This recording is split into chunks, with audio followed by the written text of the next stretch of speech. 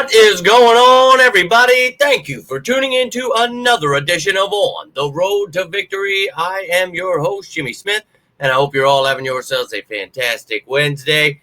We will have the initial injury report at some point today, but as I remember, the Commanders' horribly run organization. I know it takes them a while to get that injury report out that comes out at 4. So there were some roster moves made. I wanted to get that stuff out first. Then I will drop the injury report for both teams later tonight. But appreciate you all taking the time here, hitting that like button, sharing, subscribing, everything you're doing to support the channel. Let's jump right into this with the Eagles. They made a few practice squad moves, and they got a little roster move in the works here. So let's take a gander at this first and foremost. So Britton Covey has his 21-day practice window open. Therefore, that means he has 21 days to practice. If he does not come off of IR, his season is over. Obviously, there are only 21 days left till the season is over. 3 weeks here.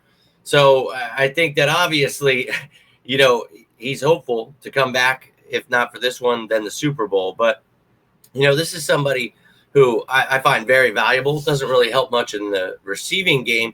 But he is somebody that, obviously is one of the better punt returners in the game. And you don't have to have Cooper DeJean back there. So for me, this is fantastic news. I already am a fan of Britton Covey. I don't follow the whole trade Britton Covey, Jalen Hurts, get rid of Howie. I'm not of that mindset. I like when people are good. So I'll take a good player back, allow another really good player to play his defensive position. So Britton Covey, we'll see how it goes this week, and maybe he'll be activated in time for this game on Sunday, but only time will tell that. Now, they signed Nick Muse and Cameron Erving to the practice squad and let go of KJ Henry. So those were all of the moves that were made. You know all about Covey. I'm excited to see him hopefully return in time for this NFC Championship game. But if not, hopefully be ready for the Super Bowl. So let's now get into who the two new players are that we signed. As always, anybody we signed that hasn't been on the team previously, I will break down what I can for you, talk about what I can for you, and show you what I possibly could have found. And, well, first and foremost, couldn't find shit for Cameron Erving here, and I could have done a little bit more digging, but it just got to a point that it pissed me off. So he's played in 98 games, 58 started. This is his 10th year in the league, drafted by the Cleveland Browns back in 2015. First round, I think he was like pick 19, but he's played for the Chiefs, the Cowboys, the Panthers, the Saints, and this year spent time on the Texans and 49ers practice squad. But he is somebody, he's 32 years old, not sure what the 2,324 is going on there with the age, but 315 pounds, 6'5", and this is a veteran who has been in the league. Obviously in his 10th year, he's been around the block. He knows his way, but he's somebody that can play tackle, was drafted to be a tackle, but can play guard and can also play center. So having that versatility, someone like a Brett Toth who moves around to a bunch of different teams, comes back to the Eagles, he has that versatility. He's on the active roster right now. So players like that are valuable. Now, you're at the end of the season. You're on the practice squad. You're not going to be learning the system anytime soon, but this could give you a head start. If they like what they see, maybe they sign these guys to reserve future contracts, and they're part of the off-season roster here, that 90-man roster, trying to make the team next year. So he gets an opportunity these last few weeks of the season, but I'll take some O-line depth on that practice squad. Now, we also signed a tight end. Yesterday, we signed one to a reserve future contract, but as I mentioned, that means he's not on the team. He will be in the offseason. But you can see here, Nick Muse, 6'4", 252, 26 years old, his third year in the league.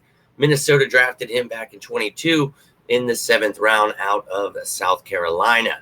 He has played in 16 games, didn't start any, one catch for 22 yards. That's all he's done so far.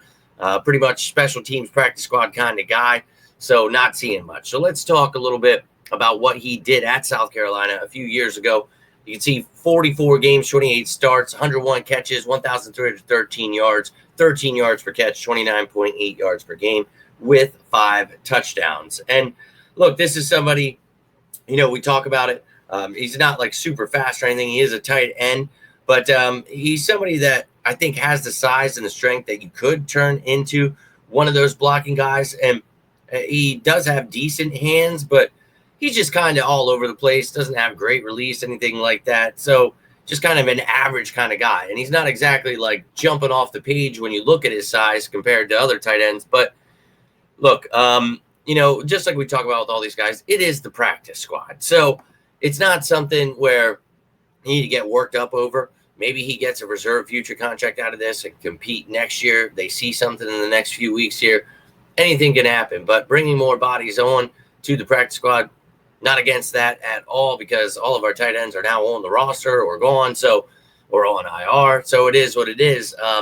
And look, you like to have guys in practice squad that maybe they look like somebody on the other team, their game, where you could try to emulate that in practice. There's so many things that go into it, but it's just the practice squad. So nothing to freak out about. These guys aren't starting. They probably aren't even playing. So let's just keep that in mind. But let's take a look now at the updated depth chart for the Eagles.